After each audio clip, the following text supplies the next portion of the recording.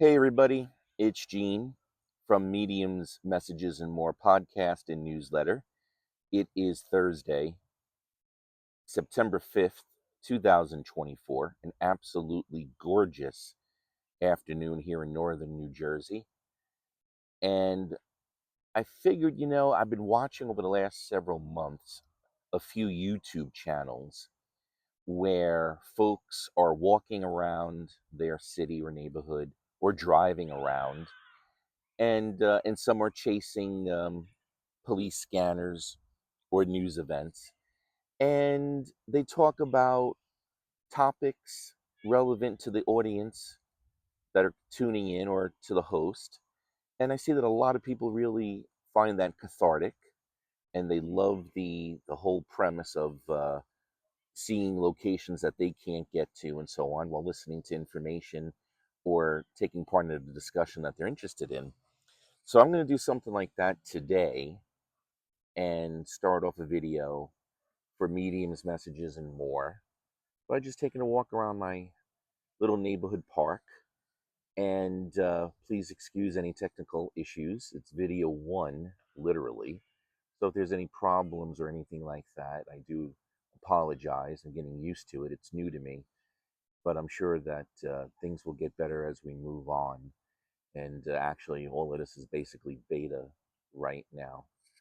But really, one of the things that I wanted to talk about in this first video, and really to get your opinion in the comment section and see how you guys feel about it, is really what is a extraordinary, overwhelming amount of visuals in sports television, and it's been striking to me lately that I think they've reached their saturation point.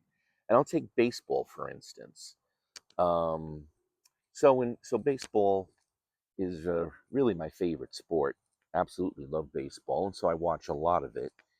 And anyone who is familiar with watching any baseball on television, uh, and I'm using television loosely, streaming, whatever, on your tablet, your phone, doesn't have to be on traditional TV, but any broadcast of television today is so saturated with marketing.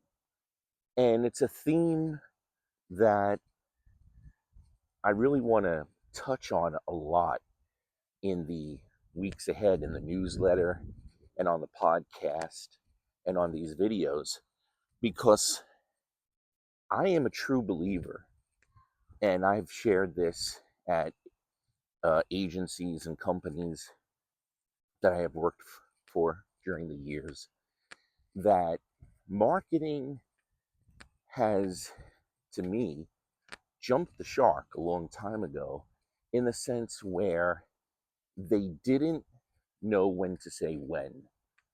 And they went so far over the top with aggressive marketing of all sorts, no matter what they want to call it.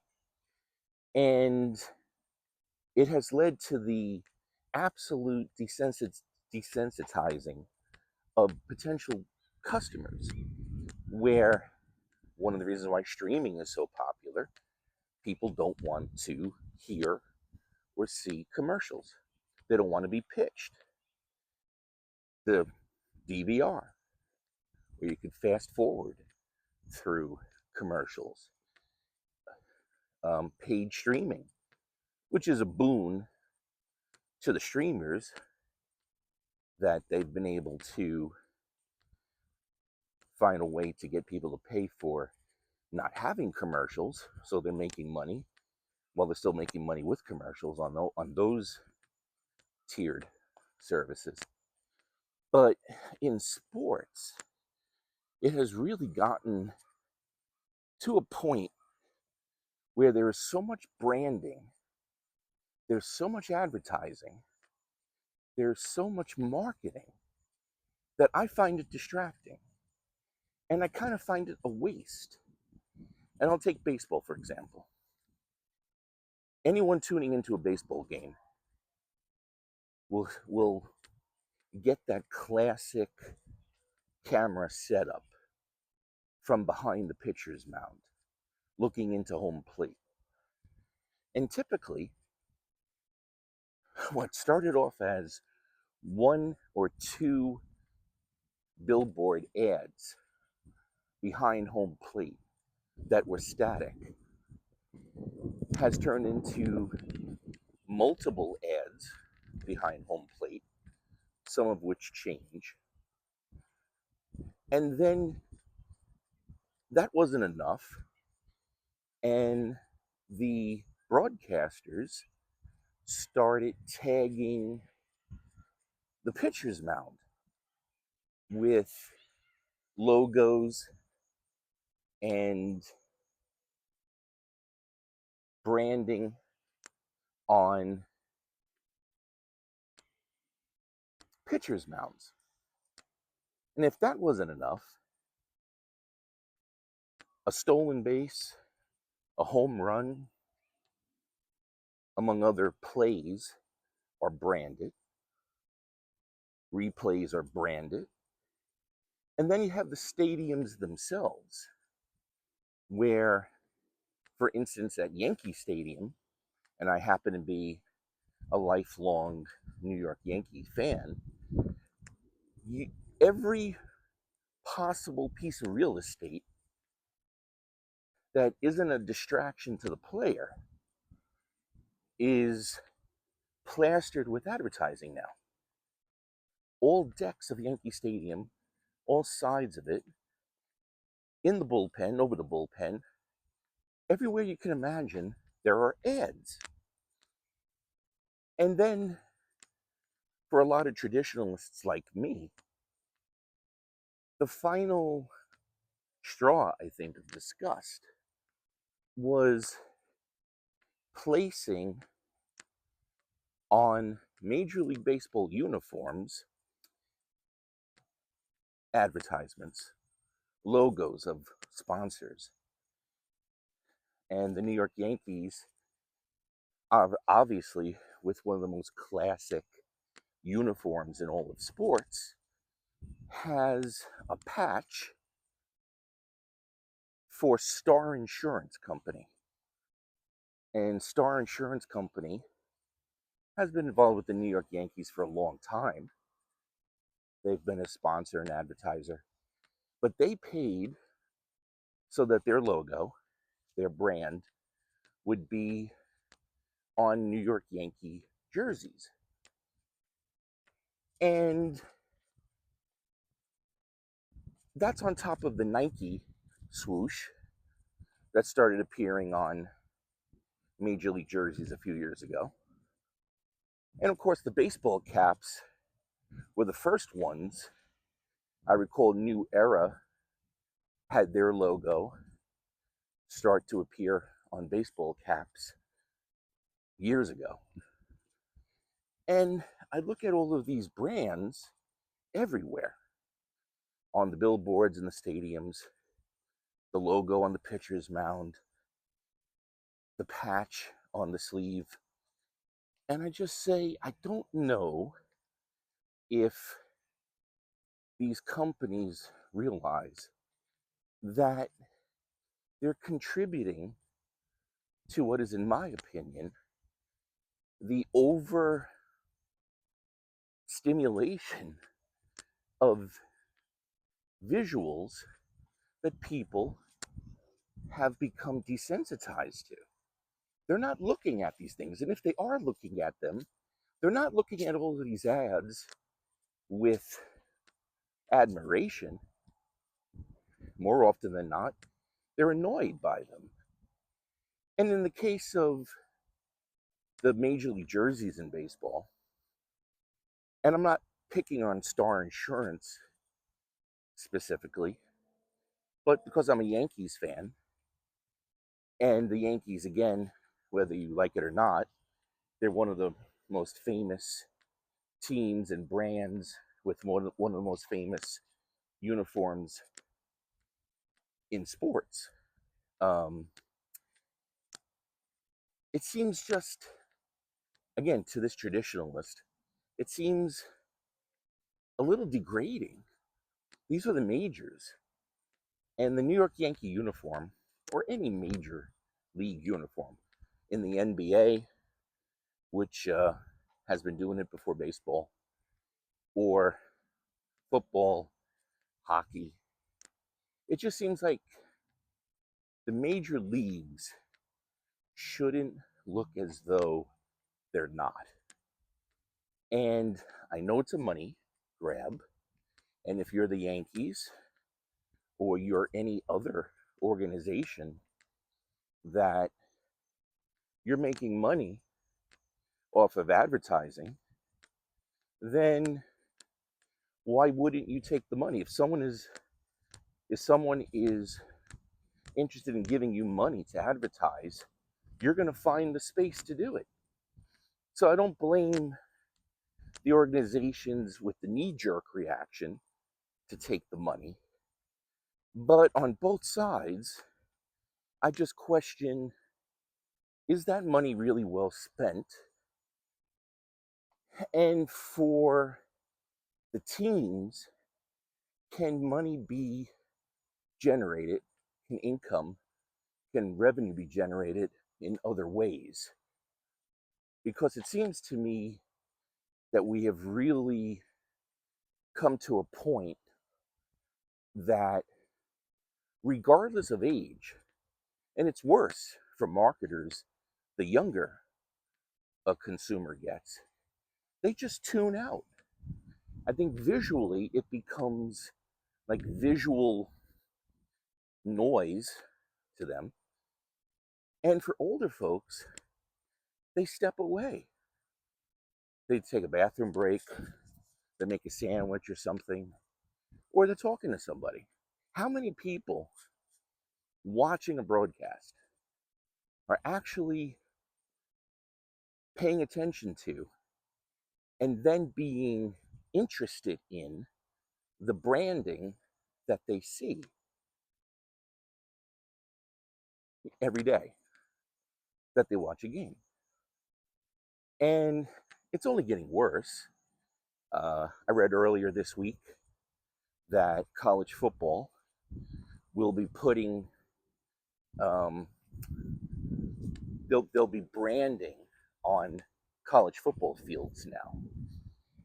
And that's a whole other discussion for another video about college football and marketing and the commercialization of it all. But in general, would you agree that sports in general is over commercialized in the sense of it's saturated with advertising, and advertising that doesn't necessarily connect? So, from the marketer's standpoint, you're paying all of this money for advertising.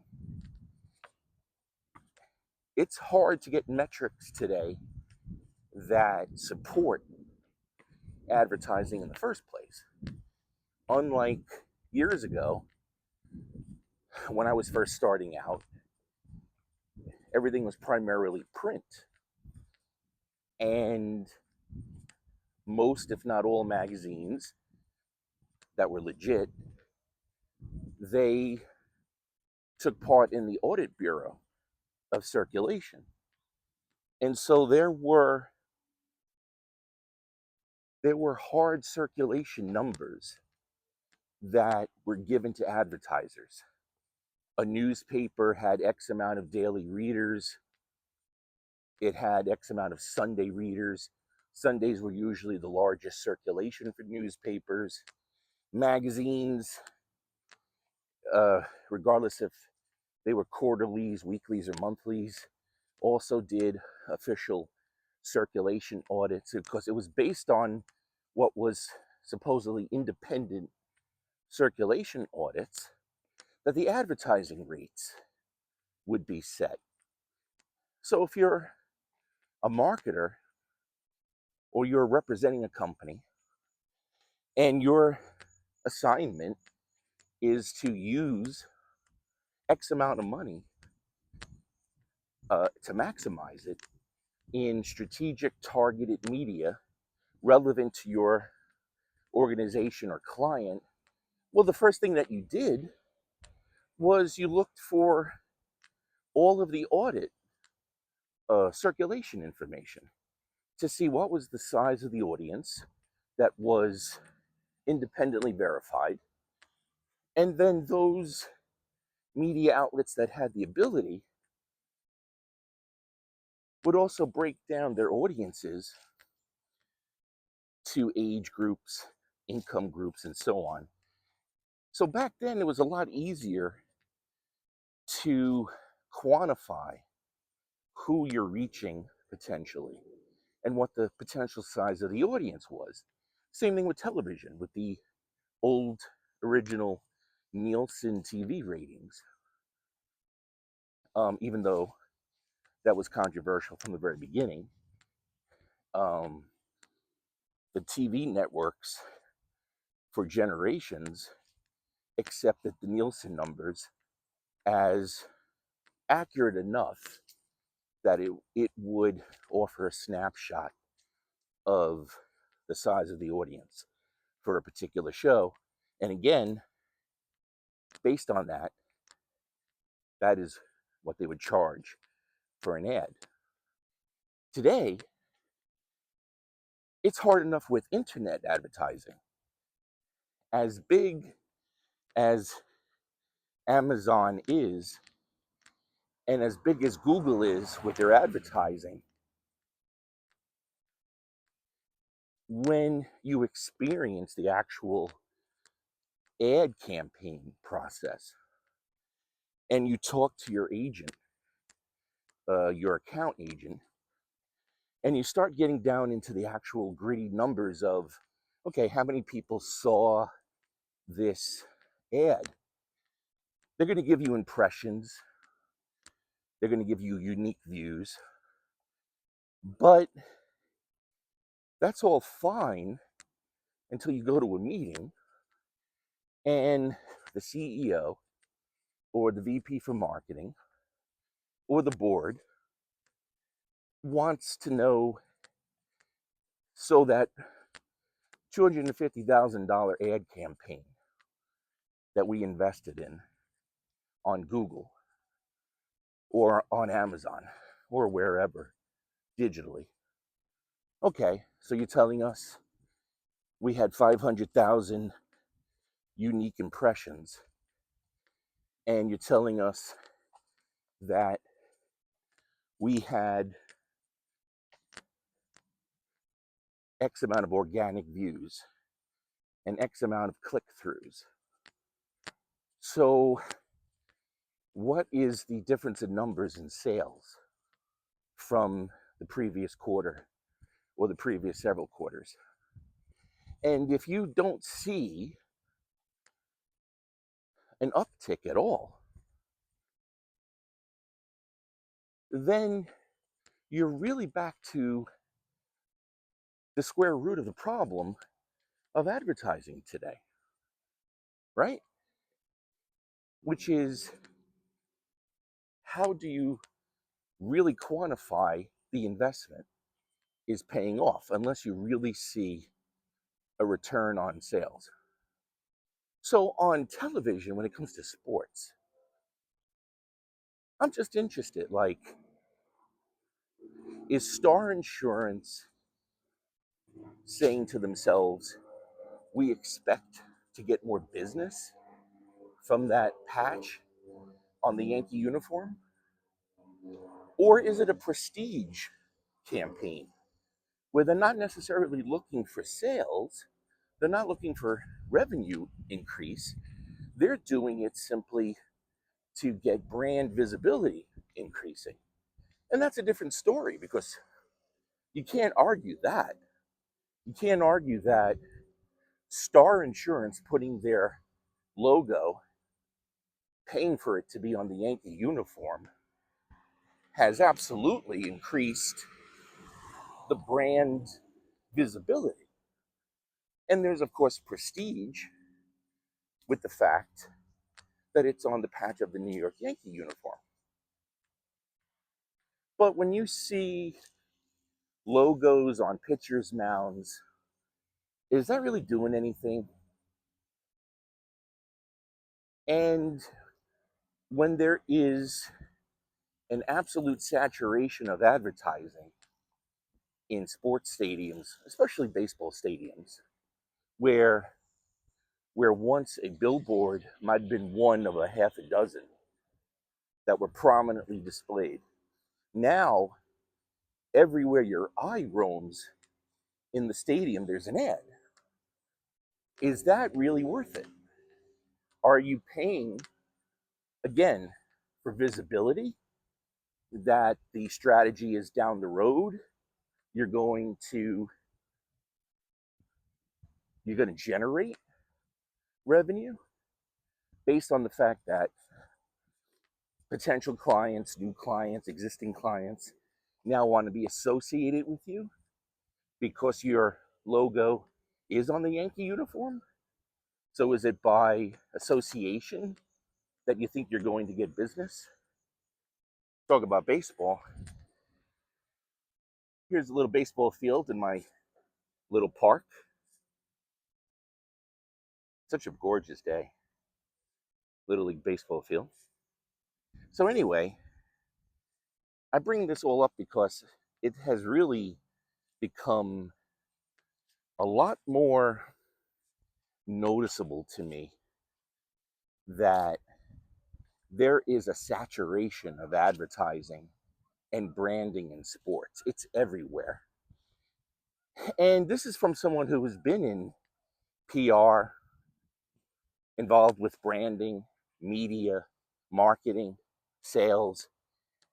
And it comes off to me as I just wonder if it has really pushed the limits of being effective. Personally, I don't think so. I personally think that money can be much better spent on advertising and branding than in sports because you don't stand out anymore unless you have a mega corporation, you have multiple millions of dollars to spend. And what comes to mind is in college football, for those who are big college football fans like I am, you know that one of the most prominent advertisers that has really succeeded is Dr. Pepper. Dr. Pepper, years ago, went all in on selecting college sports, specifically college football, as their primary vehicle for promotion. And earlier this year, Dr. Pepper was ranked now as the second most popular brand after Coca-Cola. And of course, Dr. Pepper, when it started this ad campaign, was nowhere near that.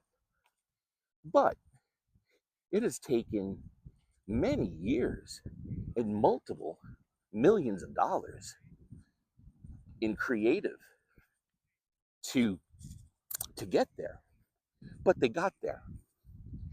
So it just makes you wonder if, unless you're at that level and you basically have the money to burn, or you're in it for the long haul, is it really worth doing in sports today? And if you are a consumer of sports today, is it something that annoys you when you put on any sports, but especially baseball? Is it something that annoys you with the absolute saturation on your screen of marketing and advertising everywhere? When you're looking at a game and you see that logo of whatever sponsor on the pitcher's mound, and if it doesn't annoy you, then does it connect with you? Like, in other words, if you're watching a game on your screen and you see this ad, does it connect with you? Do you care about it? Or do you just like literally ignore it? It doesn't mean anything to you. It's not connecting to you. Even if you're not annoyed by it, are you at the very least shrugging it off? And how many of you are looking at all of this branding in sports, whether it's logos on the field, a logo on a pitcher's mound, the multiple billboards in a stadium, patches on uniforms, regardless of where, are there any that have actually connected with you, that you cared enough to either learn more about the brand or actually buy from it? And of course, that's the gold standard.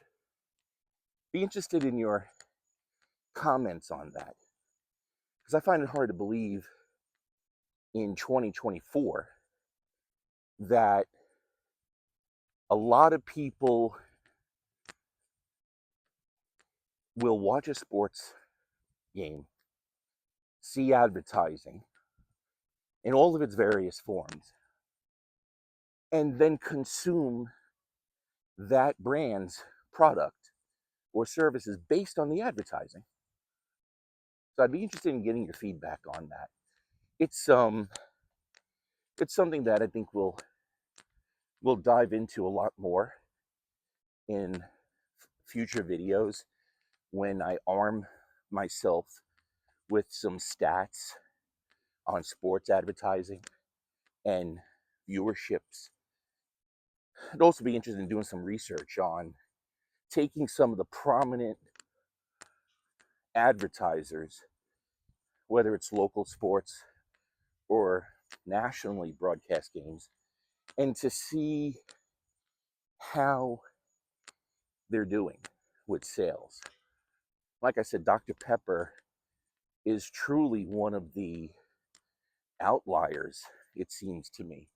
Dr. Pepper, you can make an argument that it was worth it because they're only behind Coca-Cola now. And years ago, they were actually a fading brand. It seemed like they had hit their ceiling. But now, college football and Dr. Pepper are kind of, go hand in hand together.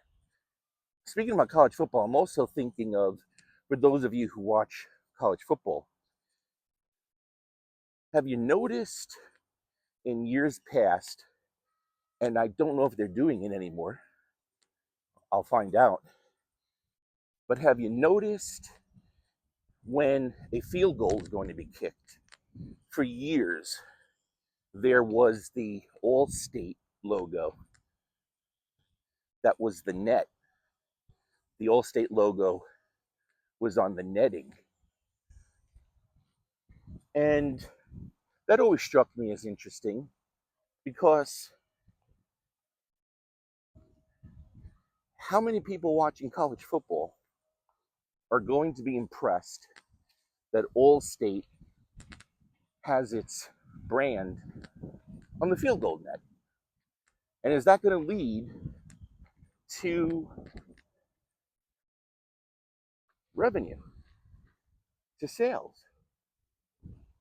I mean, my instinct would say no, but again, is Allstate doing that, or were they doing that for prestige? So anyway, I just wanted to share some thoughts about sports and advertising and branding in this first video, because I was watching a game earlier this week, and the amount of advertising everywhere just seemed to strike me like, wow, this is too much. And are brands really getting the return on the investment? So when you get a chance, please share your thoughts on, as a consumer, if you watch sports, please let me know if any of this advertising really connects with you and influences your purchasing of products and services, or if it doesn't, and if it annoys you or not. Be very interested to know. So that'll be it for now. I'm going to sign off on this beautiful Thursday, September 5th. For mediums, messages, and more, there'll be more information, more new articles in the newsletter on Substack coming soon, and our podcast as well. Talk to you soon. Thanks.